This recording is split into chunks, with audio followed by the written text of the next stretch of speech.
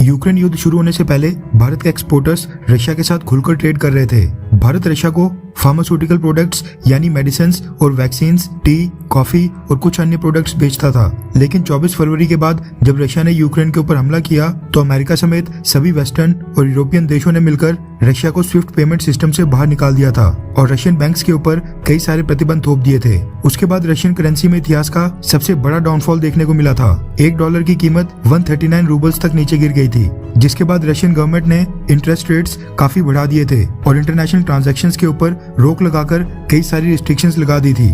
Visa, master card और American express जैसे payment system इनको प्रोवाइड करने वाली कंपनीज ने अचानक से रशिया में अपनी सर्विसेज बंद कर दी थी, जिसकी वजह से रशियंस के लिए रशिया से बाहर पैसा भेजना काफी मुश्किल हो गया था। ऐसे में इंडियन ट्रेडर्स ने रशिया को जो भी माल भेजा था उसकी पेमेंट उनको नहीं मिल पा रही थी। न सिर्फ भारत बल्कि दुनिया के कई सारे देशों के साथ ऐसा ही हो रहा था। इंडियन ट्रेडर्स को हजारों करोड़ों रुपए का नुकसान हो रहा था। ऐसे में सभी भारतीय ट्रेडर्स ये मुद्दा लेकर मोदी गवर्नमेंट के सामने गए, जिसके बाद मोदी गवर्नमेंट ने इसमें इंटरवीन किया और दखल दी। कुछ दिन पहले की बात है कि रशिया के विदेश मंत्री सर्गेई लावरोव भारत के दौरे पर आए थे। उस विजिट के दौरान भारत ने रशिया से कहा कि भारत इतना रिस्क उठाकर रशिया से क्रूड ऑयल परचेज कर रहा है, वेस्टर्न देशों के खिलाफ जाकर कई सारे अंतर्राष्ट्रीय मंचों के ऊपर रशिया का साथ दे रहा है। ऐसे में जो उसने रशिया से बाहर पैसे भेजने के ऊपर रिस्ट्रिक्शंस लगाई हैं, रशियन ट्रेडर्स भारत को पेमेंट नहीं कर पा रहे हैं, उसको जल्द से जल्द सुलझाया जाए, क्योंकि भारत ने तो रशिया को अपनी सारी पेमेंट टाइम के ऊपर कर दी है। वैसे अगर आप ये सोच रहे हैं कि भारत जो सामान रशिया से खरीद रहा है उसकी पेमेंट हम कैसे कर रहे हैं, तो आपकी जानकारी के लिए बता दूं कि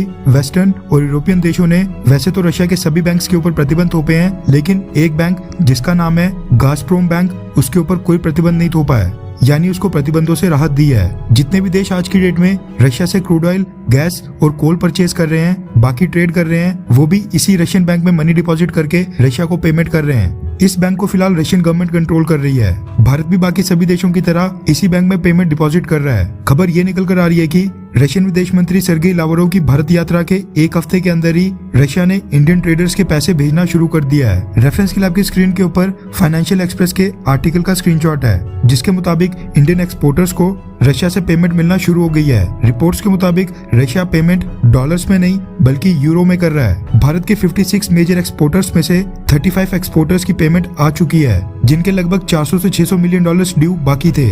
रशियन ट्रेडर्स जिन्होंने भारत से माल खरीदा था वो भी गाज़प्रोम बैंक के जरिए यूरोज में इंडिया के कॉरेस्पॉन्डेंट बैंक्स को पेमेंट सेंड कर रहे हैं, जिसके बाद इंडियन बैंक्स यूरोज को रुपीस में कन्वर्ट करके भारतीय ट्रेडर्स को पेमेंट कर रहे हैं। रिपोर्ट के मुताबिक ये पेमेंट यूक्रेन युद्ध शुरू होने से पहले भेजे गए माल की थी और अब रशिया से पेमेंट आने के बाद भारतीय ट्रेडर्स फिर से रशिया को माल भेजने के लिए रेडी हो गए हैं। इंडिया और रशिया के बीच में पेमेंट इश्यूज ना आए, इसके लिए भारत और रशिया दोनों देश रुपीस रूबल पेमेंट मैकेनिज्म के ऊपर काम कर रहे हैं। लेकिन अमेरिका भारत को इसके खिलाफ धमकी दे चुका है कि भारत अमेरिकन करेंसी डॉलर को बाईपास करके इस तरह का पेमेंट मैकेनिज्म रशिया के साथ ना शुरू करे। खैर, वैसे आपको क्या लगता है कि अमेरिका की धमकी के बावजूद रशिया के साथ rupees rouble payment mechanism start होना चाहिए, हाँ या फिर नहीं?